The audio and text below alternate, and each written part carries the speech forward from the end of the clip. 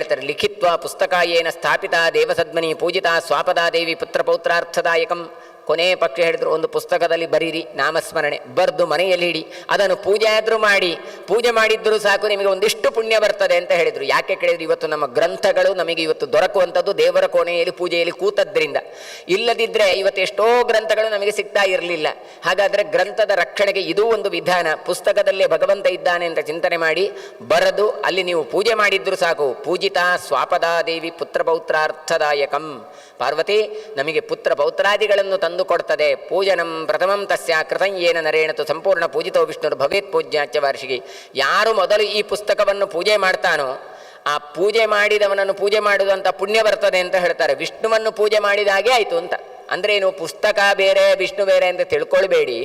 ಪುಸ್ತಕ ಪೂಜೆ ಮಾಡಿದರೆ ವಿಷ್ಣುವನ್ನು ಪೂಜೆ ಮಾಡಿದ ಹಾಗೆ ಆಗತ್ತೆ ಅಂತ ಹೇಳ್ತಾರೆ. ಮತ್ತು ವಾರ್ಷಿಕಿ, ಇಡೀ ವರ್ಷ ಭಗವಂತನನ್ನು ಪೂಜೆ ಮಾಡಿದ ಪುಣ್ಯ ನಿಮಗೆ ಇದರಲ್ಲಿ ಬರ್ತದೆ ಅಂತ.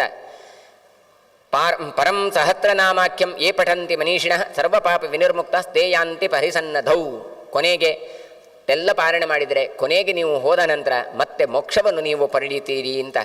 ಆಮೇಲೆ ಕಾಲವನ್ನು ಕೊಡಿದ್ರೆ ಅರುಣೋದಯ ಕಾಲೇತು ಯೇ ಪಠಂತಿ ಜಪಂತಿ ಆಯುರ್ಬಲಂ ಚ ದೇಶಂ ಶ್ರೀವರ್ಧತೆ ಚ ದಿನೇ ದಿನೇ. ಎಷ್ಟೊತ್ತಿಗೆ ಪಾರಾಯಣ ಮಾಡಿದರೆ ಒಳ್ಳೆಯದಪ್ಪ ಈ ಸಹಸ್ರನಾಮಗಳನ್ನು ಅಥವಾ ರಾಮರಕ್ಷಾ ಸ್ತೋತ್ರ, ವಾಸುದೇವ ಸಹಸ್ರನಾಮ ಎಲ್ಲ ಕೇಳಿದರೆ. ಅದಕ್ಕೋಸ್ಕರ ಹೇಳ್ತಾರೆ, ಅರುಣೋದಯ ಕಾಲದಲ್ಲಿ ಮಾಡಿದರೆ ನಿಮಗೆ ಆಯುಷ್ಯ ಬಲ ಇದೆಲ್ಲ ಆಗುತ್ತೆ, ವೃದ್ಧಿ ಆಗ್ತಾ ಹೋಗ್ತದೆ. ಅಲ್ಲ, ನನಗೆ ಪುರುಸೋತಾಗೋದು ಆಫೀಸ್ ಬಿಡುವಾಗಲೇ ರಾತ್ರಿ ಆಗ್ತದೆ ಸ್ವಾಮಿ, ಏನು ಮಾಡೋದು ಹೇಳಿದರೆ, ರಾತ್ರವು ಜಾಗರಣೆ ಪ್ರಾಪ್ತೆ ಕಲವು ಭಾಗವತೆ ನರಹ ಪಠನ್ ಮುಕ್ತಿ ಮಾಪ್ನೋತಿ ಯಾವದಿಂದ್ರಾಸ್ ಚತುರ್ದಶಿ. ಅಲ್ಲ, ರಾತ್ರಿ ಬೇಕಾದರೆ ಮಾಡಿ, ಜಾಗರಣೆ ಬೇಕಾದರೆ ಮಾಡಿ. ಕೆಲವರದೆಲ್ಲ ಹಾಗೆ ಆಫೀಸ್ ಬಿಟ್ಟು ಬರುವಾಗಲೇ 11 ಗಂಟೆ ಆಗುತ್ತೆ ಅಂತ. ಆದರೂ ಈ ನಾಮಸ್ಮರಣೆಗಳೆಲ್ಲ ಮಾಡಿತು ಕೇಳಿದರೆ ನೀವು ಈ ಪಠಣೆಯಿಂದಾಗಿ ಮೋಕ್ಷವನ್ನು ಪಡಿತೀರಿ ಅಂತ ಹೇಳ್ತಾರೆ. ಏಕೇಕೇನತು ನಾಮ್ನ ವೈ ಹರವು ತುಳಸಿಕಾರ್ಪಣಾತ್ ಪೂಜಾಚಾಸ ಇವ ವಿಜ್ಞೇಯ ಕೋಟಿ ಯಜ್ಞ ಫಲಾಧಿಕ.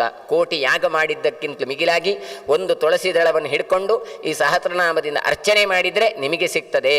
ಮಾರ್ಗೇವ ಗಚ್ಚಮಾನಸ್ತು ಏ ಪಠಂತಿ ವಿಜಯಾತೆ. ಕೆಲವರೆಲ್ಲ ವೆಹಿಕಲಲ್ಲಿ ಹೋಗುವಾಗ ಜಪ ಮಾಡೋದು ವಿಷ್ಣು ಸಹಸ್ರನಾಮ, ವಾಸುದೇವ ಸಹಸ್ರ ಅಂದರೆ ಮನೆಯಲ್ಲಿ ಮಾಡಲಿಕ್ಕೆ ಪುರುಸೋತಿಲ್ಲ, ಗಾಡಿ ಡ್ರೈವಿಂಗ್ ಮಾಡುವಾಗ ಮಾಡ್ತೀರಿ ಹೇಳಿದರೆ ಮಾರ್ಗೇವ ಗಚ್ಚಮಾನಸ್ತೆ, ತೊಂದರೆ ಇಲ್ಲಪ್ಪ, ದಾರಿಯಲ್ಲಿ ಹೋಗುವಾಗ ಬೇಕಾದರೂ ಹೇಳಿ. ನ ದೋಷ ಮಾರ್ಗ ಸಂಜಯ ಸಾಂ ಭವಂತಿ ಕೆಲ ಪಾರ್ವತಿ. ದಾರಿಯಲ್ಲಿ ಹೋಗುವಾಗ ಏನಾದರೂ ದೋಷಗಳು ಬರ್ತದ ಕೇಳಿದರೆ ಯಾವುದೂ ಬರುವುದಿಲ್ಲ, ಎಲ್ಲವೂ ಕೂಡ ದೋಷ ಪರಿಹಾರ ಆಗತ್ತೆ ಅಂತ ಹೇಳಿ, ಶೃಣುದೇವಿ ಪ್ರವಕ್ಷ್ಯಾಮಿ ಮಾಹಾತ್ಮ್ಯಂ ಕೇಶವಸ್ಯ ಚ ಯೇ ಶೃಣ್ವಂತಿ ನರಾಶ್ರೇಷ್ಠ ತೇ ಪುಣ್ಯಾಹ ಅಸಂಖ್ಯರೂಪಿಣ ಅಂತ. ನಿಮಗೆ ಅಸಂಖ್ಯವಾದಂತಹ ಪುಣ್ಯವನ್ನು ಪಡೀಲಿಕ್ಕೆ ಇದಕ್ಕಿಂತ ಮಿಗಿಲಾದ ಇನ್ನೊಂದು ಸಹಸ್ರನಾಮಗಳಾಗಲಿ, ವಾಸುದೇವ ಸಹಸ್ರ ಆಗಲಿ, ರಾಮರಕ್ಷ ಆಗಲಿ ಸ್ತೋತ್ರ ಇಲ್ಲ ಅಂತ ಈ ಪ್ರಕರಣದಲ್ಲಿ ಕೊಡ್ತಾರೆ. ಆಮೇಲೆ ಸಾಲಗ್ರಾಮ ಕ್ಷೇತ್ರ ಅಂತ ಗಂಡಿಕಾ ನದಿ ಏನು ಅಂತ ಉಂಟು, ಅಲ್ಲಿ ಸಾಲಗ್ರಾಮ ಇಲ್ಲದಿರುವಂಥದ್ದು, ಅದರದ್ದು ಮಹತ್ವವನ್ನು ಹೇಳ್ತಾರೆ. ನಗಂಡಿಕಾ ಸಮಂ ತೀರ್ಥಂ ನವ್ರತಂ ದ್ವಾದಶಿ ಸಮಂ ಅಂತ. ಯಾವ ಒಂದು ಗಂಡಕಿ ನದಿ ಉಂಟು ಅದಕ್ಕೆ ಸಮಾನವಾದ ತೀರ್ಥ ಇನ್ನೊಂದಿಲ್ಲ, ದ್ವಾದಶಿಗೆ ಸಮಾನದ ಇನ್ನೊಂದು ವ್ರತ ಇಲ್ಲ. ನದೇವ ಕೇಶವಾದನ್ಯ, ಭಗವಂತನಿಗೆ ಮಿಗಿಲಾದಂಥ ದೇವರಿಲ್ಲ ಅಂತ ಹೇಳ್ತಾ ಹೋಗ್ತಾರೆ. ಶ್ರಾದ್ದ ಕಾಲದಲ್ಲಿ ಪಡಿಸಬೇಕಾದಂಥ ರಾಮಸ್ತೋತ್ರಗಳನ್ನು ಕೊಡ್ತಾರೆ ಭಗವಾನ್ ನಾರಾಯಣ ಶ್ರೀಮಾನ್ ಅಂತ. ಅಂದರೆ ನಾಮಸ್ಮರಣೆಗಳನ್ನು ಈ ವಾಸುದೇವಾದಿಗಳನ್ನು ಇಲ್ಲಿ ಮಾತ್ರ ಪಾರಾಯಣ ಮಾಡೋದಲ್ಲ, ಮತ್ತೇನು ಕೇಳಿದರೆ ಶ್ರಾದ್ದ ಕಾಲದಲ್ಲಿ ಮಾಡಿತು ಕೇಳಿದರೆ ನಿಮಗೆ ಅಪರಿಮಿತವಾದಂಥ ಪುಣ್ಯ ಎನ್ನುವಂಥದ್ದೇ ಪಿತೃಗಳ ಅನುಗ್ರಹ ಆಗತ್ತೆ ಅಂತ ಹೇಳ್ತಾರೆ. ಇನ್ನು ಋಷಿ ಪಂಚಮಿಯ ಚರಿತ್ರೆ ಎನ್ನುವಂಥದ್ದು ಕೂಡ ಇಲ್ಲಿಯೇ ಬರುವಂಥದ್ದು. ಆ ವ್ರತಗಳಲ್ಲಿ ಉತ್ತಮ ವ್ರತ ಯಾವುದು ಅಂತ ಕೇಳ್ತಾರೆ. ಎಲ್ಲ ಹೇಳಿದಾಗ ಋಷಿ ಪಂಚಮಿ ವ್ರತ ಅಂತ. ಹೆಚ್ಚಿನವರಿಗೆ ಈ ಕಥೆಗಳು ಅಥವಾ ವ್ರತಗಳು ಗೊತ್ತಿರಬಹುದು, ಆದರೆ ಅದು ಬಂದದ್ದು ಎಲ್ಲಿ ಕೇಳಿದರೆ ಈ ಪದ್ಮಪುರಾಣದಲ್ಲಿ ಬಂದದ್ದು. ದೇವಶರ್ಮ ಅಂತ ಒಬ್ಬ ಬ್ರಾಹ್ಮಣ ಇದ್ದಂತೆ. ಅವನು ಒಳ್ಳೆ ಸುಶೀಲನಾಗಿ ಅಧ್ಯಯನ ಮಾಡಿಕೊಂಡು ವೇದಾಂತಗಳನ್ನೆಲ್ಲ ಅರ್ಥ ಮಹಾಪಂಡಿತವ. ಅವ ಷಟ್ಕರ್ಮ ನಿರತನಾಗಿ ಅಗ್ನಿಹೋತ್ರಗಳನ್ನೆಲ್ಲ ಮಾಡಿಕೊಂಡು ಭಾರೀ ಕಷ್ಟ ಜೀವನ ಮಾಡಲಿಕ್ಕೆ. ಅದೆಲ್ಲ ಮಾಡಿಕೊಂಡು ಮಾತ್ರ ಅಲ್ಲ, ತಾನು ಭಾದ್ರಪದ ಶುಕ್ಲ ಪಂಚಮಿ ತಿಥಿಯವತ್ತು ತನ್ನ ತಂದೆಯ ಶ್ರಾದ್ದ ಬರ್ತದೆ. ಏನು ಮಾಡ್ತಾನೆ ಕೇಳಿದರೆ, ತಂದೆ ಶ್ರಾದ್ದ ಮಾಡ್ತಾ ಇದ್ದ. ಶ್ರಾದ್ದಮಕ್ಕೋಸ್ಕರ ಈಗ ಶ್ರಾದ್ದ ಅಂತ ಕೇಳಿದರೆ ಬ್ರಾಹ್ಮಣರೇ ಪ್ರಧಾನ, ಊಟಕ್ಕೆ ಬರಬೇಕು. ಹಾಗಾಗಿ ಬ್ರಾಹ್ಮಣರನ್ನೆಲ್ಲ ಕರೆದಿದ್ದಾನೆ. ಕರೆದು ತಾನೇನು ಮಾಡಿದ್ದಾನೆ, ಅವರಿಗೆಲ್ಲ ಬೇಕಾದಂತಹ ಅಡಿಗೆ ಇತ್ಯಾದಿಗಳನ್ನೆಲ್ಲ ವ್ಯವಸ್ಥೆಯನ್ನು ಮಾಡ್ತಾ ಇದ್ದಾನೆ. ಹಾಲು ಕಾಯಿಸ್ಲಿಕ್ಕೆ ಒಲೆಯಲ್ಲಿ ಇಟ್ಟಿದ್ದಾನೆ. ಅಷ್ಟು ಹೊತ್ತಿಗೆ ಆಗುವಾಗ ಎಲ್ಲಿಂದಲೂ ಒಂದು ನಾಯಿ ಬಂತು. ನಾಯಿ ಬಂದು ಆ ಹಾಲನ್ನು ಸ್ವಲ್ಪ ನೆಕ್ಕಿತು. ನೆಕ್ಕಿದ್ದು ಮಾತ್ರ, ಮುಟ್ಟಿದ್ದು ಮಾತ್ರ, ಆದರೆ ಪೂರ್ತಿ ಕುಡಿತಾ ಅದೂ ಇಲ್ಲ. ಇವರಿಗೆ ಒಂದು ಸಿಟ್ಟು ಬಂತೋ ಇಲ್ವೋ, ಶ್ರಾದ್ದ ಅಂತ ಕೇಳಿದರೆ ಬಹಳ ಮಡಿಯಾಗಿರಬೇಕು ಅಂತ ಇರೋದು. ಈ ಶ್ರಾದ್ದದ ದಿನ ಹೋಗಿ ಹೋಗಿ ಹಾಲನ್ನು ಮುಟ್ಟಿ ಹಾಳು ಮಾಡಿತು ಈ ನಾಯಿ ಅಂತ ಹೇಳಿ 2 ನಾಯಿಗೆ ಪೆಟ್ಟು ಕೊಟ್ಟರು. ಕೊಟ್ಟದ್ದೇ ಸಡ, ನಾಯಿಗೆ ಸೊಂಟ ಮುರಿದು ಅದೊಂದು ಮನೆಯ ಮೂಲೆಯಲ್ಲಿ ಹೋಗಿ ಬಿದ್ದುಕೊಂಡಿತು. ಈ ಕಡೆ ಎಂತ ಮಾಡೋದು, ನಾಯಿ ಈಗ ಬೆಕ್ಕು ಮುಟ್ಟಿದ್ರೆ ಹಾಲನ್ನು ಉಪಯೋಗ ಆದರೂ ಮಾಡ್ಬೋದು, ಈ ನಾಯಿ ಮುಟ್ಟಿದ್ರೆ ಉಪಯೋಗವೇ ಮಾಡಲಿಕ್ಕಿಲ್ಲ. ಪೂರ್ತಿ ಏನು ಮಾಡಿದ್ರು, ಆ ಎಲ್ಲ ಪಾತ್ರೆಯಿಂದ ತೆಗೆದು ಆ ಹಾಲನ್ನೆಲ್ಲ ಚೆಲ್ಲಿದ್ದು ಮಾತ್ರ ಅಲ್ಲ, ನಾಯಿ ಒಳಗೆ ಬಂದಿದೆ, ಮತ್ತೊಂದಷ್ಟು ಶುದ್ಧ ಮಾಡಿ ಆಮೇಲೆ ಬೇರೆಯೇ ಅಡಿಗೆ ಎಲ್ಲ ಮಾಡಿ ಆ ಬಂದಂಥ ಬ್ರಾಹ್ಮಣರಿಗೆ ಅರ್ಘ್ಯಪಾದ್ಯಾದಿಗಳನ್ನು ಕೊಟ್ಟು ತಾನು ಭೋಜನವನ್ನು ಮಾಡಿಸಿ ತಾನು ಭೋಜನವನ್ನು ಮಾಡಿದ್ದಾನೆ, ಶ್ರಾದ್ದವನ್ನು ಪೂರೈಸಿದ್ದಾನೆ. ಒಳ್ಳೆಯ ನಿಷ್ಠನಾದಂತಹ ಬ್ರಾಹ್ಮಣ ಈತ. ಸಾಯಂಕಾಲ ದೇವಶರ್ಮ ತನ್ನ ಮನೆಯ ಅಂಗಳದಲ್ಲಿ ಕೂತಿದ್ದಾನೆ. ಕಟ್ಟೆಯಲ್ಲಿ ಕೂತ್ಕೊಂಡು ಮಾತಾಡ್ತಾ ಇರುವಾಗ ತನ್ನ ಪತ್ನಿ, ಅವಳ ಹೆಸರು ಭದ್ರಶೀಲ ಅಂತ, ಅವಳು ಬಂದಿದ್ದಾಳೆ. ಅವಳು ಬಂದು ನಮಸ್ಕಾರವನ್ನು ಮಾಡಿದ್ದಾಳೆ.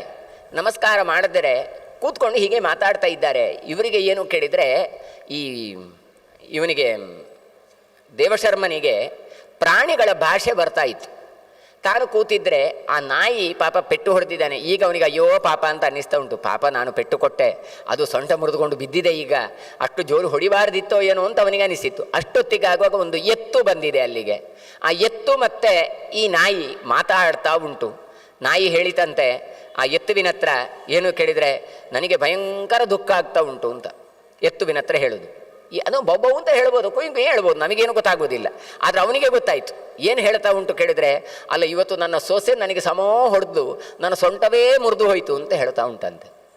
ನೋಡಿ, ನಾಯಿ ಇರೋದು ಹೊಡೆದದ್ದು ಮನೆಯ ಇವನ ಪತ್ನಿ, ಆದರೂ ಅದು ಏನು ಹೇಳ್ತಾ ಉಂಟು ಕೇಳಿದರೆ, ನನ್ನ ಹೊಸೆ ಕ್ರೌರ್ಯದಿಂದ ನನಗೆ ಪೆಟ್ಟು ಕೊಟ್ಟಿದ್ದಾಳೆ, ನನ್ನ ಸೊಂಟ ಮುರಿದು ಹೋಯಿತು, ಆದರೆ ನಾನು ಯಾಕೆ ಎತ್ತು ಕೇಳಿದಾಳೆ, ಮತ್ತು ನೀನು ಯಾಕೆ ಬಾಯಿ ಹಾಕ್ಲಿಕ್ಕೆ ಹೋಗಿದ್ದದಕ್ಕೆ, ಅದು ಪಾಪ ಶ್ರಾದ್ದಕ್ಕೆ ಅಂತ ಒಳ್ಳೆ ಹಾಲೆಲ್ಲ ಇಟ್ಟಿದ್ದಾರೆ, ನೀನು ಯಾಕೆ ಬಾಯಿ ಹಾಕ್ಲಿಕ್ಕೆ ಹೋದದ್ದು ಕೇಳಿದರೆ, ಮತ್ತೇನೂ ಅಲ್ಲ, ಅದಕ್ಕೆ ವಿಷ ಸೇರಿ ಹೋಗಿತ್ತು.